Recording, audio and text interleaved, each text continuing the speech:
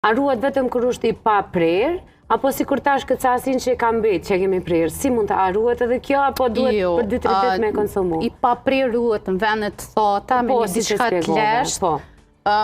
ose edhe nëse jashtë ose në balkona, po më mbulu me një diçka që nuk e prek drita, edhe nuk e prek toka, ose betoni, ose metali.